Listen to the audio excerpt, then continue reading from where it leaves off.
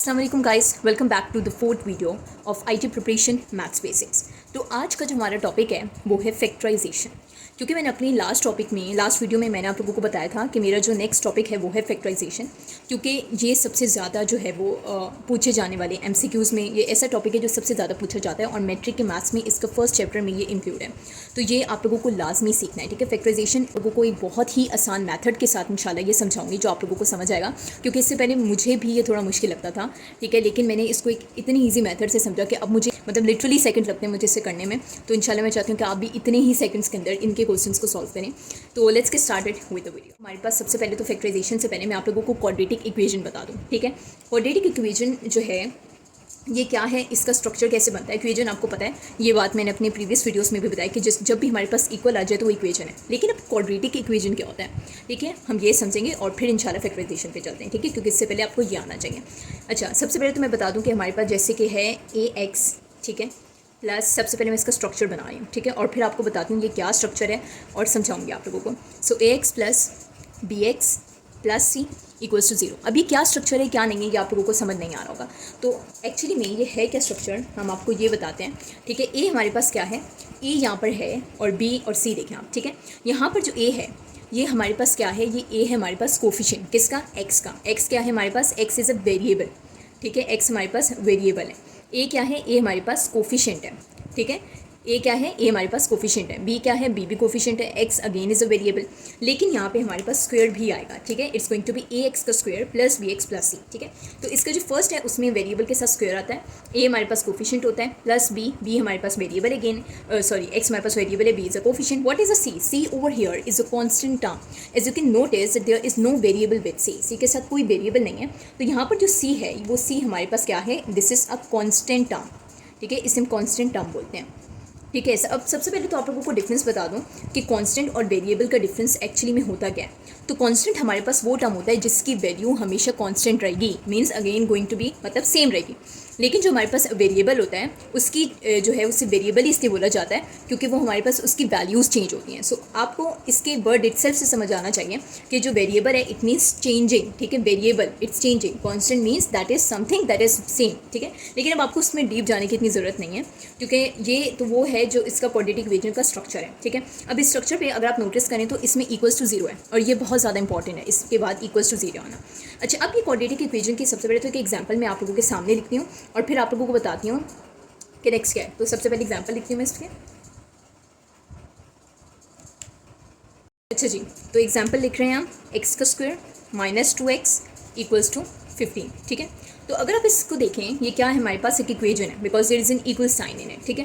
X का square minus 2x equals to 2x equals to 15। अच्छा, इससे पहले मैं एक बात बता दूं, ये जो मैंने स्ट्रक्चर बनाया ना क्वाड्रेटिक इक्वेशन को, इसको हम स्टैंडर्ड इक्वेशन बोलते हैं। स्टैंडर्ड इक्वेशन क्यों है, क्योंकि इसमें अगर आप एक चीज़ नोटिस करें तो हमारे पास जितने भी वेरिएबल कोफिशिएंट कांस्टेंट टर्म्स हैं वो हमारे पास लेफ्ट साइड में और राइट साइड पे क्या है, 0 है। तो इसी वजह से इसको हम स्टैंडर्ड इक्वेशन कहते हैं। कोई भी इक्वेशन जो इसके साथ मैच करेगी या इस जिसको हम चेंजेस कर इसके इस जैसा बनाएंगे उसे हम स्टैंडर्ड इक्वेशन कहेंगे। राइट नाउ जो मैंने एग्जांपल लिखी है, ठीक है, तो पहले हम लिख देते हैं कि ये जो इक्वेशन हमारे पास मौजूद है, this equation is standard equation, okay. What equation it is, this is a standard equation. So now अगर आप लोग इस चीज़ को नोटिस करें, जो मैंने एक्स को square minus 2x equals to 15 as an example लिखा है, तो ये हमारे पास फिलहाल एक स्टैंडर्ड इक्वेशन के अंदर मौजूद नहीं है, ये स्टैंडर्ड इक्वेशन नहीं है। तो इट मीन्स कि हम इस स्टैंडर्ड इक्वेशन बनाएंगे तो हम तभी इसको सॉल्व कर सकते हैं, ठीक है। सो राइट नाउ हम इसे स्टैंडर्ड इक्वेशन में कन्वर्ट करेंगे। वो किस तरीके से, स्ट्रक्चर आप लोगों के सामने है। एक्स का स्क्वायर क्या है, अभी तो फिलहाल इसके साथ कोफिशिएंट नहीं है, but we know when there is no coefficient there is always the one. हम लोग इसको स्टैंडर्ड इक्वेशन के अंदर कन्वर्ट करेंगे, ठीक है। स्टैंडर्ड इक्वेशन में किस तरह से कन्वर्ट करेंगे हम, एक्स का स्क्वायर के साथ 1 है, इट मीन्स यानी कि कोफिशिएंट इसका 1 है, तो इट मीन्स कि ए है। माइनस 2x2 क्या है, कोफिशिएंट है, एक्स क्या है, वेरिएबल है, इट मीन्स कोई भी नहीं है, it means this is the second one of this, यानी कि इसमें ये है, ये ठीक है, बी है, ये ए है तो ये बी है। अब सी हमारे पास कहाँ है, सी हमारे पास ये रहा कांस्टेंट टर्म है, लेकिन ये इक्वल के बाद है, इट मीन्स कि हमने इसे इक्वल से इधर कन्वर्ट करना है। तो अब हम इसे इक्वल से इधर कन्वर्ट करेंगे, ठीक है, हम इसको इक्वल के इधर कन्वर्ट करेंगे। So this is going to be X का स्क्वायर माइनस 2x। अब 15 इधर है तो मैं 15 को इधर शिफ्ट कर दूंगी, यहाँ पे प्लस 15 है, ये माइनस 15 हो जाएगा और इक्वल के बाद अगेन क्या आ गया, 0 आ गया, बिकॉज नथिंग है तो हम 0 डालेंगे। तो अब ये हमारे पास एक स्टैंडर्ड इक्वेशन के अंदर, तो मैंने इसको अब स्टैंडर्ड इक्वेशन के अंदर कन्वर्ट कर दिया, ठीक है। कैसे, अब ये हमारे पास ए है, ये हमारे पास बी है और सी क्या है, कांस्टेंट टर्म है। Now again let's get started with the factorisation. अब इसमें दूसरा काम जो होगा वो होगा फैक्टराइजेशन। अच्छा, यहाँ पे एक और चीज़ बता दूँ आप लोगों को कि जो मैट्रिक के मैथ्स का फर्स्ट चैप्टर है वो हमारे पास क्वाड्रेटिक इक्वेशन ही है, ठीक है, जिसमें हमने फैक्टराइजेशन के बारे में, यानी कि ये जो क्वाड्रेटिक इक्वेशन, अब ये क्वाड्रेटिक इक्वेशन बन गई, यानी कि एक स्टैंडर्ड इक्वेशन बन गई। अब इसको हम दो मैथड्स के साथ सॉल्व कर सकते हैं। फर्स्ट मैथड है फैक्टराइजेशन का और जो सेकंड मैथड है वो कंप्लीटिंग स्क्वायर का है। तो मैं अपनी आने वाली वीडियोस में आपको वो भी मैथड सिखाऊंगी, लेकिन सबसे पहले हम इसे फैक्टराइजेशन के मैथड से करते हैं, जो कि मैं आप लोगों को बहुत ही ईजी मैथड के साथ समझाऊंगी, ठीक है। So let's get started with this method, जो कि हम फैक्टराइजेशन स्टार्ट करें, ठीक है। अब हमारे पास क्योंकि ये एक स्टैंडर्ड इक्वेशन बन चुकी है तो हम इसमें फैक्टराइजेशन कर सकते हैं। तो फैक्टराइजेशन का सबसे पहला स्टेप हमारे पास क्या है? स्टेप वन क्या है हमारे पास? स्टेप वन ये है कि हमने ए और सी को आपस में मल्टीप्लाई करना है। तो जो स्टेप वन है यानी कि ए इंटू सी है, यानी कि अब हमने क्या करना है कि जो एक्स का वेरिएबल है क्या है? वन है यहाँ पर, ठीक है। तो अगर हमने यहाँ पे जो वेरिएबल वन है उसको हमने क्या करना है? मल्टीप्लाई करना है सी के साथ। सी के साथ कॉन्स्टेंट टर्म होती है और एक्स के साथ जो कोफिशिएंट होगा वो मल्टीप्लाई होगा।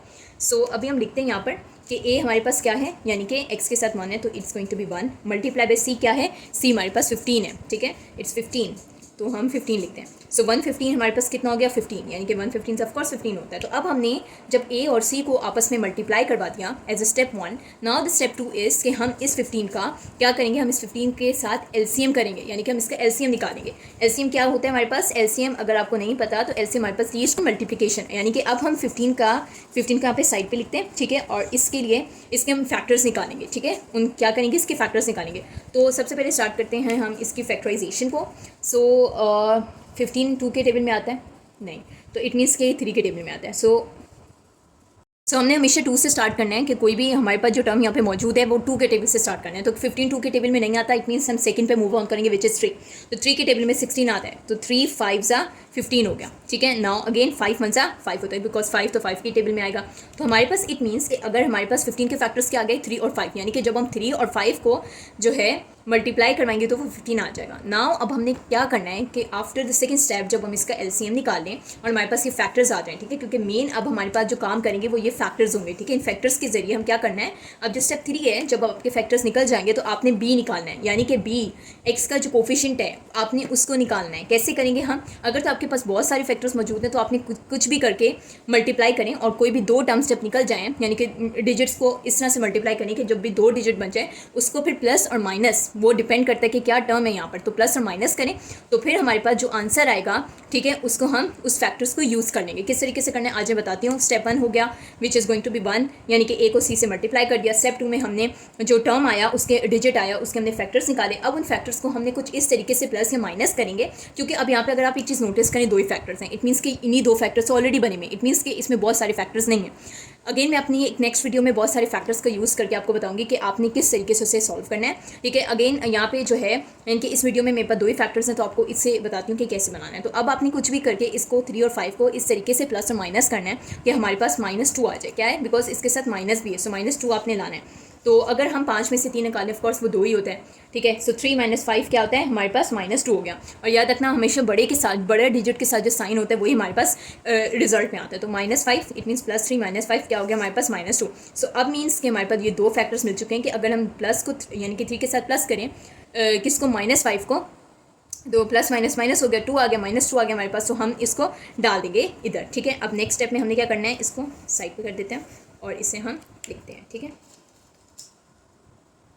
सो एक्स का स्क्वायर -2x -15। सो अब हम लिखते हैं एक्स के स्क्वायर को सेम -2 हमारे पास यानी कि +3 है यहाँ पर, तो जो है +3x -5x -15 = 0, ठीक है। अब हमने क्या करना है? अब अगर आप लोग देखें तो इसमें नेक्स्ट स्टेप होगा कॉमन निकालेंगे, ठीक है। क्या करेंगे हम नेक्स्ट स्टेप में? कॉमन निकालेंगे। सो कॉमन हम कैसे निकालेंगे कि अगर आप लोग नोटिस करें इन दो को कॉमन निकालेंगे और इन दो को कॉमन निकालेंगे। अगर आप यहाँ पर नोटिस करें तो इसके पास क्या कॉमन है? एक एक्स ही कॉमन है, ठीक है। क्या कॉमन है? इसके पास सिर्फ एक्स कॉमन है। सो एक्स हमारे पास बाहर आ जाएगा। इसके पास क्या बचा?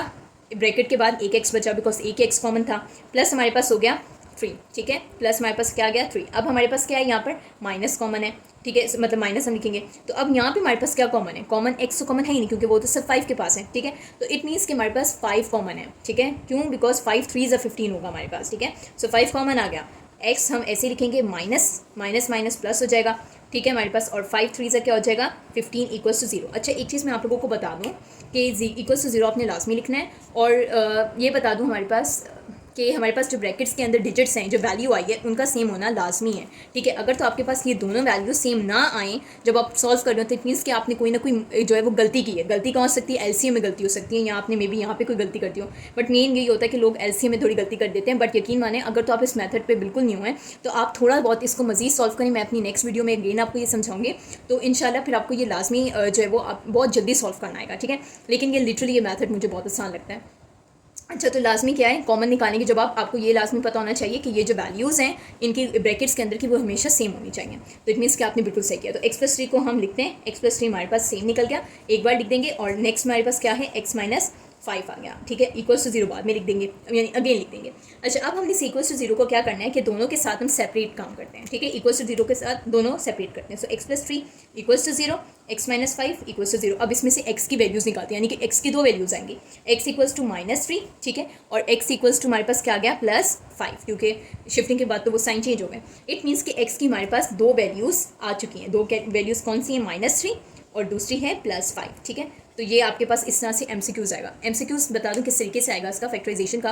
वो लोग आपको सबसे पहले तो बोल देंगे कि हमारे पास x को स्क्वायर माइनस, यानी कि ये एक इक्वेशन होगी, और बोलेंगे कि इसके फैक्टर्स कौन से हैं, ठीक है। बहुत सारे ऑप्शन होंगे, तो जब आप इसे सॉल्व कर लेंगे सही तरीके से रफ काम के अंदर, यानी कि एज अ रफ वर्क, तो फिर आप लोग जब देखेंगे कि -3 + 5 कौन सी ऑप्शन में, तो आपने उसे टिक कर देना। ऑफकोर्स इट्स वेरी ईजी, ठीक है। लेकिन आप लोगों ने लाजमी जो है वो एलसीएम को ठीक करना है, ठीक है। एलसीएम बिल्कुल ठीक करना है, और याद रखना कि अगर ये सही तरीके से क्वाड्रेटिक इक्वेशन का स्ट्रक्चर ठीक नहीं है, तो आपने उसको एज अ स्टैंडर्ड स्ट्रक्चर के अंदर या एज अ स्टैंडर्ड इक्वेशन अंदर आपने उसे बदलना है और फिर उसे सॉल्व करना है। अच्छा एक चीज़ मैं बता दूं कि लाजमी नहीं है कि फैक्टराइजेशन के अंदर जो है वो हमेशा आपने इस तरह से स्ट्रक्चर चेंज करना होता है। ये तभी होता है जब हमारे पास इक्वल्स टू 0 होगा। अगर तो इक्वल्स टू 0 है तो इट मीन्स के आपने, यानी कि अगर बिल्कुल एज अ स्टैंडर्ड इक्वेशन में, तो आप उसको वैसे ही सॉल्व करो। अगर इक्वल्स टू 0 है लेकिन हमारे पास, यानी इक्वल के बाद जैसे 15 था, ठीक है, तो हमें समझ आ रहा था कि इसमें हमने मॉडिफाई करने से इक्वेशन को चेंजेस करने, तो आप इस तरह से चिकन। अगर आप लोगों को फैक्टराइजेशन समझ आ गई है तो आपने मेरी इस वीडियो को लाइक करना है, और इंशाल्लाह अगर आपको वैसे भी कोई भी प्रॉब्लम है तो आप मुझे कॉमेंट्स में बताएं, ठीक है। मैं अपनी नेक्स्ट वीडियो में आपको इसको ज़्यादा जो है वो डिफरेंट तरीके से और बताऊंगी कि जब हमारे पास बहुत सारे फैक्टर्स आ जाएं तो आपने उसे किस तरीके से मल्टीप्लाई करना है, तो वो मैं अपनी नेक्स्ट वीडियो में बताऊंगी। अगर आपको ये वीडियो पसंद आई है तो आप इसे लाइक करें और मेरे चैनल को सब्सक्राइब करें, और मेरी सारी वीडियोज़ को देखें, ताकि आप मैथ्स के बेसिक्स को अच्छे से समझ सकें और अपने MCQs को अच्छे तरीके से सॉल्व करें, ठीक है। क्योंकि मैं सच्ची बात बताने कि MCQs में फैक्टराइजेशन बहुत ज़्यादा पूछी जाती है। जो इससे पहले भी मैंने टेस्ट दिया था उसमें फैक्टराइजेशन के बहुत सारे क्वेश्चन थे, तो आपने लिटरली इसको अच्छे से समझें और इसे सॉल्व करें ज़्यादा से ज़्यादा, ठीक है। आप इस तरह से गूगल पे क्वेश्चंस निकाल लें और उसे सॉल्व करने की कोशिश करें इस मेथड के साथ, ताकि आपको सेकंड्स में सॉल्व करना आ जाए। Till then bye bye.